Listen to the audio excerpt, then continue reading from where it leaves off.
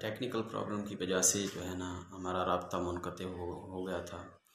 تو میں بات کر رہا تھا کہ ہمارے ضلع میں جو یونیورسٹی ہے وہ نہیں ہے۔